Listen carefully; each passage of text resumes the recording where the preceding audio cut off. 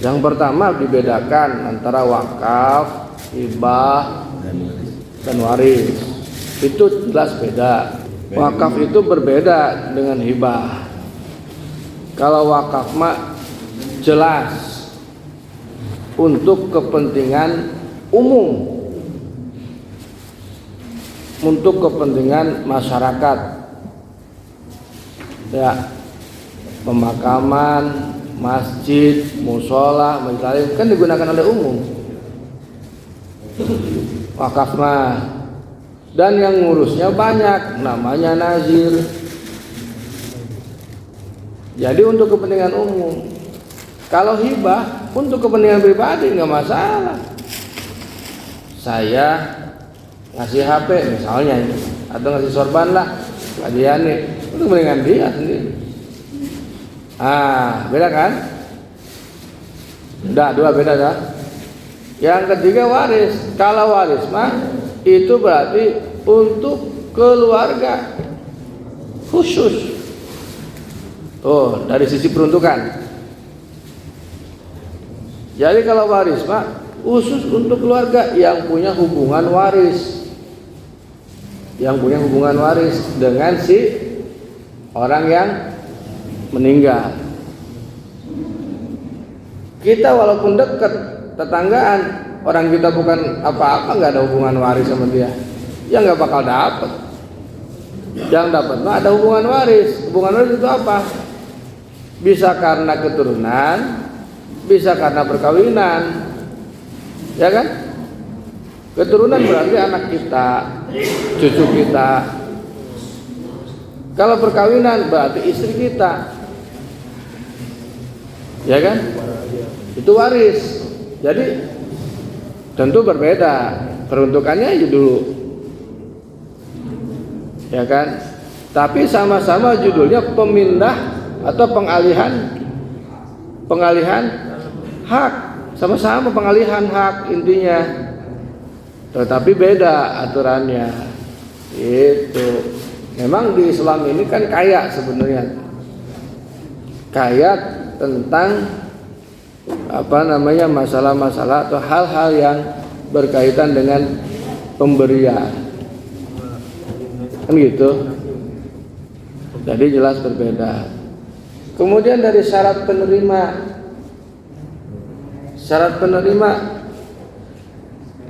kalau wakaf itu harus sudah akil balik, sehat jasmani rohani, dan harus, sekarang diatur di undang-undang itu minimal kalau perseorangan harus 5 orang. Kenapa? Karena tadi itu peruntukannya untuk masyarakat umum. Nggak bisa ngurus wakaf itu sendiri, nggak bisa. Atau yang kedua, nazirnya itu adalah badan hukum, yayasan misalkan, yayasan pesantren misalkan. Kita ngewakafin yayasan kan kumpulan orang. Terus atau perkumpulan atau organisasi, NU misalkan, Muhammadiyah, Persis, kita mewakafkan untuk NU, untuk Muhammadiyah atau untuk Persis. Itu kan kumpulan orang. Jadi wakaf itu nggak bisa diurus sendiri. Yaitu nazirnya, itu nazir itu artinya orang yang mengelola tanah atau benda wakaf, mengelola benda wakaf. Sudah. Kalau waris itu nggak cerita umur, yang penting hidup. Nggak cerita umur. Mau dia masih bayi, bapaknya meninggal, punya hak waris. Yang penting dia hidup. Itu waris. Meskipun dia belum akil balik, dia punya hak waris. Anak kita kok. Celakaan jalan tol, Vanessa Angel. Celakaan, anaknya masih hidup kan? Ya dia punya hak waris. Kemudian siapa yang ngurus berikutnya itu soal lain, tapi kan itu haknya si anak. Nah itu waris. Beda toh? Satu lagi tadi hibah. Ya hibah itu kalau yang ngasihnya itu harus akil balik. Tapi kalau yang menerima nggak harus. Anak kecil itu boleh kita kasih. masih kecil, ya waris nggak bisa apa nggak bisa, tapi kita resep aja bocah itu rajin azan di sini misalkan. Pokoknya itu saking senengnya, itu pokoknya tuh ada tanah buat dia dah. Nah, kalau udah gede boleh itu apa hibah boleh. Cuma nanti ada walinya gitu, pengurusan mah teknis. Itu gitu dulu lah, dua hal itu aja udah beda ya. Dua hal itu udah beda. Dari sisi penerima dan dari sisi peruntukan udah beda jelas. Apalagi syarat rukunnya aja beda. Yang kedua, masalah junub. Orang yang wajib mandi itu ada 6. Masih ingat nggak dulu kan? 3 di laki-laki, 3 bersama. Yaitu yang pertama hubungan badan. Dulu kan itu ya. Yang kedua keluar mani. Yang ketiga meninggal. Itu laki-laki dan perempuan sama itu. Iltiqaul hitana ini berhubungan badan. Mau masuk ke mau enggak yang penting ketemu plak. Si Otong sama si Siti mau masuk kayak mau setengah kayak mau nempel doang kayak wajib mandi ketemu. Hubungan badan judulnya. Bagaimana kalau enggak ketemu? Ya enggak ketemu namanya bercumbu itu mah. Kalau tidak sampai keluar mani berarti tidak wajib mandi. Yang kedua keluar mani, mau keluar maninya sama istrinya kayak mau pakai manual kayak sama tangannya, mau ngimpi kayak yang penting keluar mani wajib mandi. Yang ketiga mati, orang mati wajib mandi. Yang tiga dikhususkan untuk perempuan karena haid, karena nifas, karena wiladah itu melahirkan. Ya. Jadi haid, nifas melahirkan. Itu khusus perempuan. Kemudian hal yang disunatkan. Ya kan, hal yang disunatkan. Ini kan pelajaran dulu ini. Ya kan? Mandi yang disunatkan. Mandi yang disunatkan. Mandi Jumat, mandi sebelum sholat Id. Ya, mandi mau sholat istisqa, mandi mau sholat khusuk, mandi mau sholat kusuk, mandi setelah mandiin mayit, mandi masuk Islam. Banyak ini, mandi sembuh dari gila. Banyak sekali. Mandi mau ihram, mandi mau masuk Mekah, mandi wukuf di Arafah, mandi mabit di Muzdalifah. Banyak sekali. Mandi tawaf, mandi sa'i, itu mandi sunat. Nah pertanyaannya sekarang yang disebut dengan mandi junub itu ya khusus. Ya mandi besar lah begitu, mandi besar itu. Ya itu tadi juga mandi besar. Cuman yang ditanyakan apakah mandi junub itu ya mandi junub ya mandi karena punya hadas besar itu tadi itu 6 itu. Atau wajib mandi lah gitu. Kemudian kita istilahkan ya mandi junub. Nah, bagaimana kalau habis hubungan badan kemudian lupa? Kalau lupa mah nggak kenal umur Pak. Mau tua mau muda lupa, namanya lupa. Jadi nggak perlu kemudian dijelaskan karena udah tua ya kita sama-sama tahu lah kita udah tua.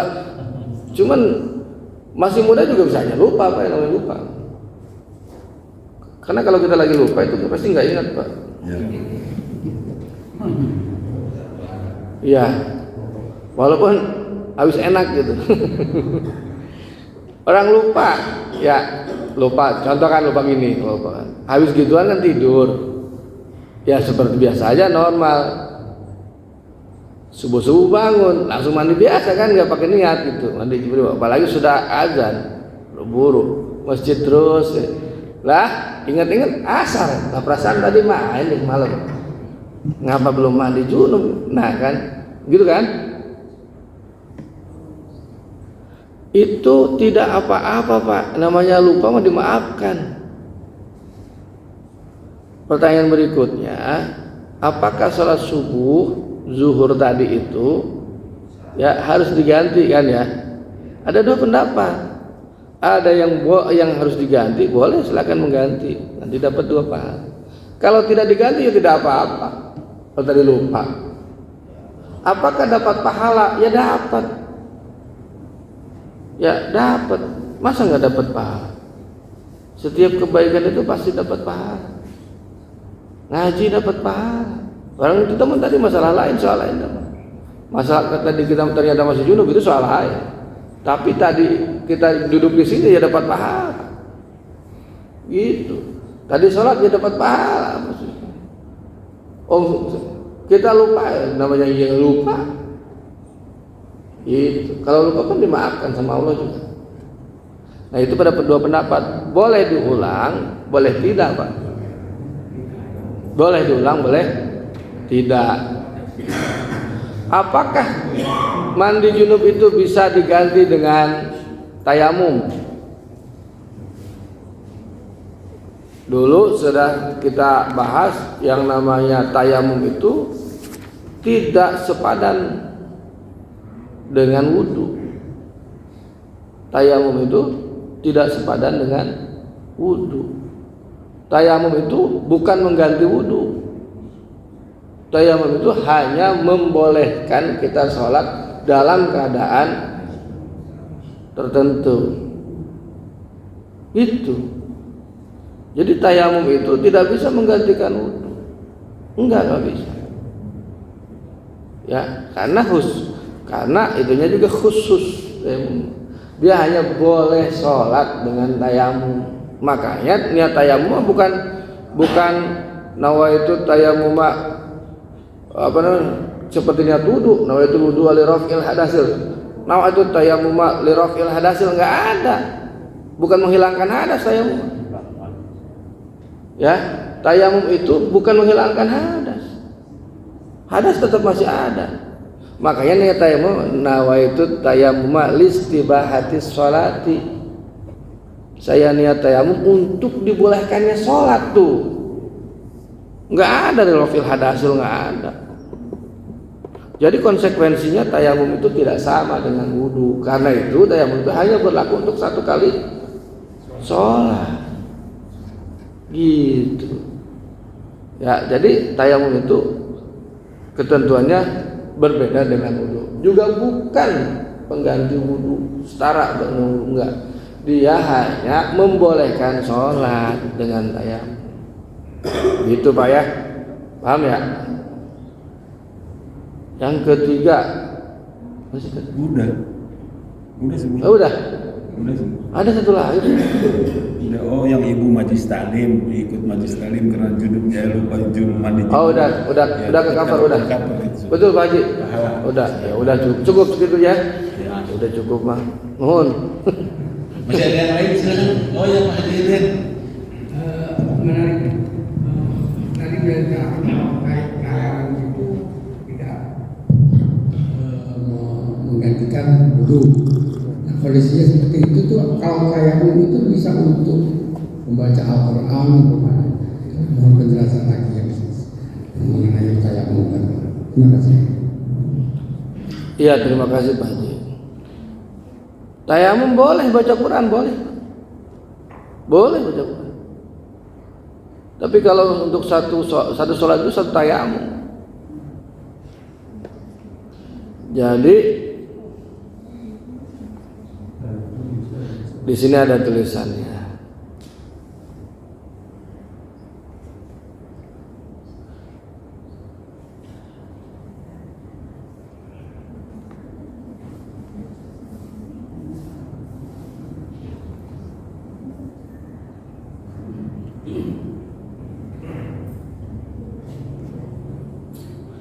Di sini tuliskan walladzi yubtilu tayammuma, dan yang membatalkan tayamum salah satu asyada 3 hal, 3 perkara.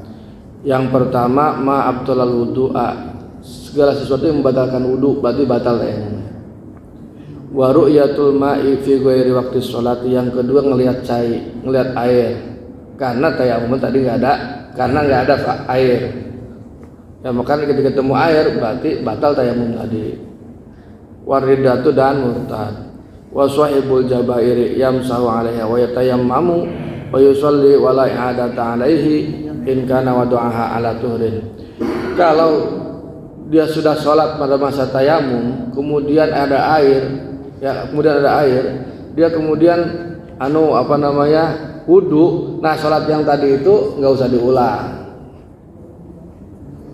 Wa yatayammamu likulli faridatin, maka bertayamumlah setiap sholat fardu. Tuh di sini tulis fardu.